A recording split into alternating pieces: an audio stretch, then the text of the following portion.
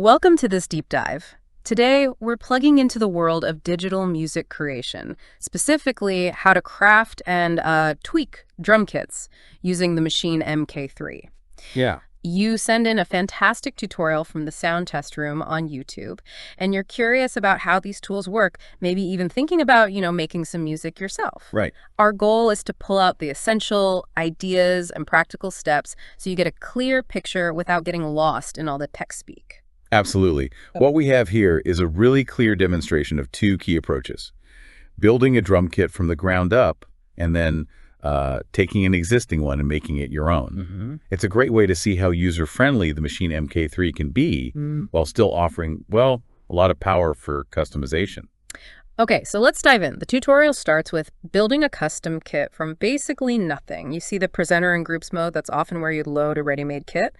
But we're starting with a blank canvas here. Something interesting right away is the distinction between user kits and projects. Yeah, that's important. When you first go into the user area for kits, it's empty, meaning you haven't saved any of your own custom creations yet. Right. But the project's user area might have stuff. Exactly. The user area in projects would show any complete songs or arrangements you saved previously. What's fascinating about this, I think, is how it shows the building block nature of a system like Maschine. You know, you can save entire projects, which are like complete songs with all their parts. Or you can save individual elements, like a drum kit you've designed, to use in different songs later. Ah, okay. This kind of modularity is really key to being efficient, well, creative in music production. Imagine building up a collection of your favorite kick sounds or snare sounds. Right. You can then quickly grab and combine them in tons of different projects without having to recreate them from scratch each time. It can really speed things up and kind of help you develop your own signature sound. Exactly. So the first step in building this kit is picking the sounds for each pad. The tutorial shows navigating through categories like drums, sound effects, and instruments, and then narrowing it down with subtypes. For example, under drums, you'd find kick, snare, hi-hat, and so on. Standard stuff. And here's something that really jumps out. The sheer number of sounds available, just clicking on drums, brings up over, 22,000 samples? Yeah. That could feel pretty overwhelming at first glance. It definitely highlights the challenge, I guess, of managing vast sound libraries in digital music production. But the tutorial does a great job showing how filtering helps. Okay. By selecting, say, acoustic kick, that initial ocean of over 22,000 sounds is brought down to a much more manageable 500 or so. Much better. Yeah. This ability to filter by category, subtype, and even the character of the sound, like acoustic versus electronic, is super important for finding what you're looking for without getting, totally lost. Yeah, that makes sense. It's a fundamental skill, really, in navigating any large collection of digital sounds. And we get to see some specific sound choices. A kick 70s double, an acoustic snare, a closed hi-hat, and an open hi-hat. Right. Then the load function is used to assign each of these sounds to a specific pad on the Maschine controller. It looks like a very direct sort of hands-on way to build your kit. Notice how intuitive that process seems to be, though. You select a pad, browse through the sounds, pick one you like, and boom, hit load. The tutorial also points out a neat little time saver. You can actually select a new pad without having to exit the sound browser first. Oh, nice. Which can really speed things up when you're putting your kit together. Now, one thing you often encounter with drum kits is how different sounds interact. The tutorial tackles this right away with a ringing open hi-hat. Yeah, that classic problem. To fix it, they go into pad mode and find the choke group settings. This is a clever feature where you can link multiple pads together, and when one pad in the group plays, it automatically cuts off any other sounds that are currently playing in that same group. Right, so they kind of choke each other. Exactly. In this case, both the closed and open hi-hats are put into choke group 1. So when the closed hi-hat hits, it immediately silences the open one if it's still ringing out. This shows the level of fine-grained control you have. It's not just about having the individual sounds, it's about how those sounds behave and interact musically. Choke groups are pretty essential for creating realistic and, tight drum patterns, especially with sounds like hi-hats that would naturally cut each other off when played quickly. Yeah, like a real drummer. Exactly. Think about a real drummer. They can't hit an open and closed hi-hat at the exact same instant. This feature lets you replicate that kind of natural feel. Keeping things organized visually is also covered. You can change the color of the entire group of sounds. Oh yeah, the colors. As well as the individual pads. The example shows setting the whole group to blue and then making the individual drum pads red. It's a small detail maybe, but Useful. yeah, for a complex project with lots of different sounds and instruments, being able to visually distinguish elements can be incredibly helpful. I can see that. Absolutely.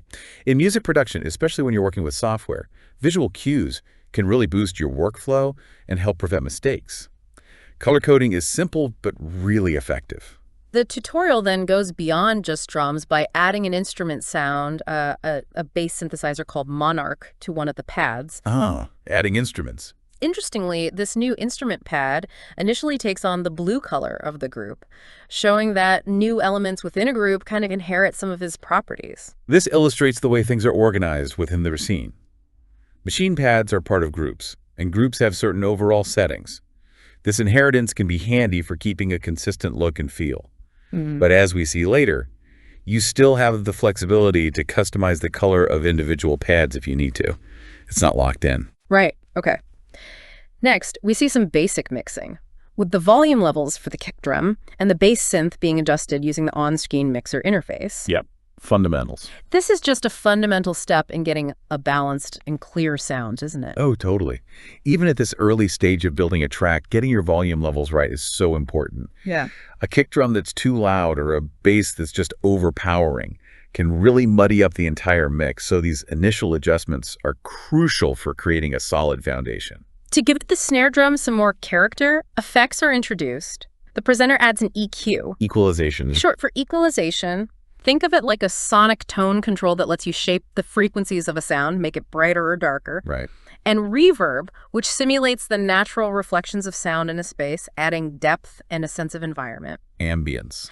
These effects are accessed through a pull plus button within what's called the plugin instance for the snare sound. Okay, the plugin instance. Yeah, think of a plugin instance as just a software window that hosts a specific effect or instrument.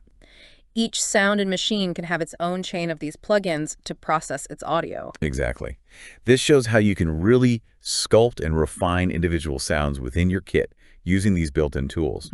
EQ helps you shape the tonal qualities, and reverb adds that sense of space and ambience. These are like standard tools you'll find in pretty much any music production setup. Moving on, the tutorial covers some basic sequencing, actually creating a musical pattern. They switch to keyboard mode. Okay, making music now. And select a minor scale, C minor in this case. A 4-bar pattern is created, and the events view is used to actually see and record the drum and bass parts as they're played in. Right, the piano roll view, basically. Yeah. We also see the metronome being used, which is like a built-in click track to help you keep time. Essentially. And its settings for volume, counting, and time signature can be adjusted. This is where we move from just designing sounds to actually creating music with them. Keyboard mode allows you to play pitched instruments like that bass synth chromatically. You mean any note? Yeah, any note. Or you can restrict it to a specific scale like C minor, which can make it easier to create melodies that sound harmonically correct. The events view gives you that visual representation of your musical ideas, which is super helpful for editing and making precise adjustments to your notes and rhythms. And let's not forget about getting the timing right. The tutorial demonstrates quantization. Quantization. Which is like having a very strict musical timekeeper that nudges your notes slightly if they're a little bit off the beat, ensuring everything lines up perfectly. Quantization is a really powerful tool for tightening up your rhythms and making sure everything is locked in time. It can be especially useful if you're not, say, a trained keyboard player or drummer. Right. Or when you're trying to achieve a very precise, maybe robotic feel. Finally, the tutorial explains saving your work. And this is a really important distinction. Saving the entire project versus saving just the custom kit as a reusable group. Yes, crucial difference. Saving the project saves absolutely everything. All the sounds, the sequence you created, the effects you added. It's like saving a whole document with all its text and formatting. The whole session. But if you want to use that drum kit you just created in other songs, you need to save it separately as a Maschine group in your user library. This is done by right-clicking on the group in the software and selecting Save As, and then giving your kit a name in the example. It's saved as Monday Kit. Nice. Think of saving the kit as a group, like saving a specific template or, I don't know, a preset that you might want to use again later. One is the whole package. The other is a reusable component. That analogy really clarifies it. Saving your kit independently allows you to build up your own personal collection of sounds that you can quickly access and drop into different musical ideas, Right. saving you a ton of time in the long run and helping you stay consistent with your sound. Okay, so that's building a kit from scratch. Now, the tutorial shows how to customize an existing kit. This starts with a new project. Okay, second method. And instead of going to the user library where you'd find your own saved kits, the presenter goes to the main browser to load a pre-made kit. They specifically mention looking in the B category, so not one they've created themselves. Right, using the factory content. This highlights that you don't always have to start with nothing, right? Maschine comes with a huge library of ready-to-go kits that can be fantastic starting points for your own music. It's like having a massive palette of pre-mixed colors to work with. Yeah. You can just grab one that's close to what you want and then start tweaking it. Yeah. Instead of having to mix every single color from primary hues, it can be a much faster way to get going. There's a quick mention of the pre-hear function, which lets you listen to a kit before you actually load it. Oh, that's handy. Super handy way to quickly audition different kits and see if they're in the ballpark of what you're looking for without having to fully load each one. Yeah, saves clicking around. The presenter then loads a specific kit called Blue something. That pre-hear function is another example of a feature designed to speed up your workflow. Being able to quickly audition sounds and kits without fully committing to loading them can save you a lot of time when you're browsing through those large libraries. Makes sense. The main idea here is that these preloaded kit sounds are just samples. They're like digital recordings of sounds. Yep, audio files. And you can manipulate them in all sorts of ways. The tutorial demonstrates this by going into step mode for some basic drum sequencing with the loaded kit. Ah, step mode. Step mode gives you a different way to program drum patterns where you see a grid and you can visually place drum hits on each step. Some people find this more intuitive, especially for creating rhythmic patterns. It's a more visual approach to rhythm creation. Instead of playing the parts live, you're essentially like drawing in the notes on a grid, which can give you a very precise and controlled feel. Very common in electronic music. One of the first customization steps shown is getting rid of an effect that's already on one of the sounds. In this case, there's a beat delay on the hi-hat that the presenter wants to remove. Okay, unwanted effects. This is done by going to the plugin instance for that hi-hat, remember? That's like the software window hosting the effect and either turning off or completely deleting the effect. This is a really common thing you'll do when working with pre-made sounds or presets. They might have effects applied that you don't necessarily want for your particular track. Right. Being able to easily access and modify the chain of effects for each individual sound is crucial for tailoring the kit to fit your musical vision. The core of customizing a kit then involves swapping out the existing sounds for new ones. The tutorial shows replacing the closed and open hi-hats. Changing the core sounds. By going back to the plugin browser and selecting completely different one-shot drum samples, the volume and how far left or right new hi-hat sounds are in the stereo field, that's called panning, are then adjusted using the mixer. Basic mixing again. They even add a compressor to the new hi-hat sound, which is an effect used to control the dynamics and make the sound more punchy or consistent in volume. This is really where you start to make a pre-existing kit your own, isn't it? Yeah. By simply changing out a few key sounds, you can completely transform the character and feel of the entire kit. Totally. And then, by adjusting things like volume, panning, and adding effects like compression, you can further shape those new sounds and make them sit perfectly in your mix. The customization goes even further when a percussive sound in the original kit is replaced with a piano sound. Oh, interesting. Specifically an instrument called the Gentleman found in the Instruments category of the plugin browser. So not just drums anymore. Exactly. This really highlights the versatility of the Maschine pads. They're not just for drum sounds. You can load any kind of sample or virtual instrument onto them, which opens up a huge range of creative possibilities. Yeah, it breaks down the idea of a drum machine being just for drums. You can really start to think of each pad as a trigger for any sound you can imagine. Blurring the lines between drums, percussion, melodic instruments, sound effects, whatever you want. With the piano sound loaded onto a pad, the tutorial explores keyboard mode again, but also chord mode. Ah, chord mode. That's cool. They select a minor chord set, specifically minor 3, showing how you can play entire chords with just a single press of a pad. This is a fantastic feature for those who might not have a strong keyboard playing background. Definitely. It allows you to easily create harmonic foundations for your music. Chord mode can be a real game changer for songwriting. It allows you to experiment with harmonies and create interesting chord progressions without needing to know complex fingerings or theory even. It can be a great source of inspiration and a quick way to build the underlying structure of your track. The final steps in the tutorial cover some basic arrangement and how to duplicate patterns. A simple drum and chord pattern is created, Building the song up. and then it's copied and pasted to create variations. For example, they add more percussion in the duplicated pattern and use note repeat, Yeah, note repeat for those fast rolls. which is a feature that allows you to trigger rapid subdivisions of a note by just holding down a pad.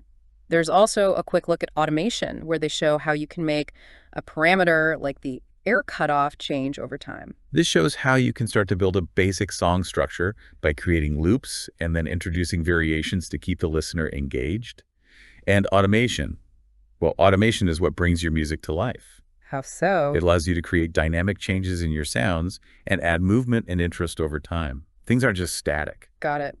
And just like when building a kit from scratch, the tutorial stresses the importance of continuously saving your work. Always save. And saving the customized kit as a group using that same save as method.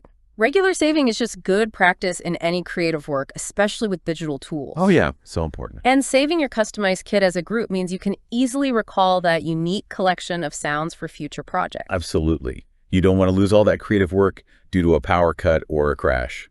And building up your own library of custom and customized kits is a really valuable asset as you continue making music. So for you listening, what does all of this mean? The Maschine mk3, as we've seen in this tutorial, provides a really well-organized yet flexible space for both designing your own unique sounds and, well, taking existing ones and making them your own.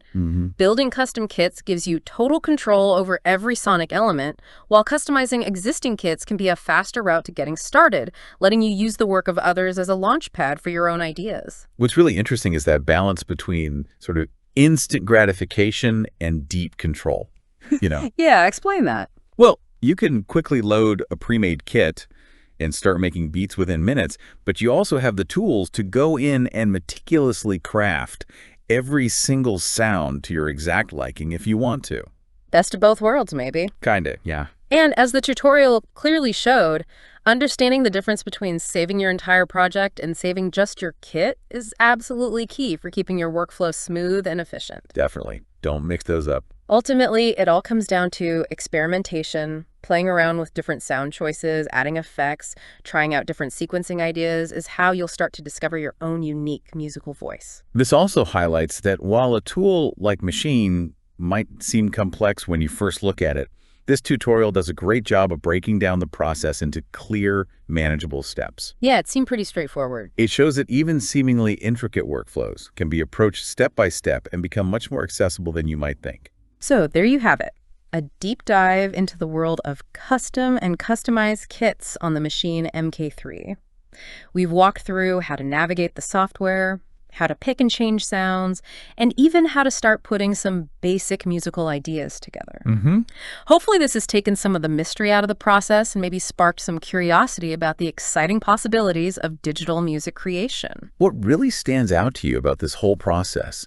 Does the idea of crafting your own unique drum sounds from scratch excite you the most? Or maybe. Or are you more drawn to the idea of taking existing sounds and twisting them into something completely new? Maybe you're thinking about how tools like this are changing the landscape of music production. Making it more accessible. Exactly, making it more accessible to everyone.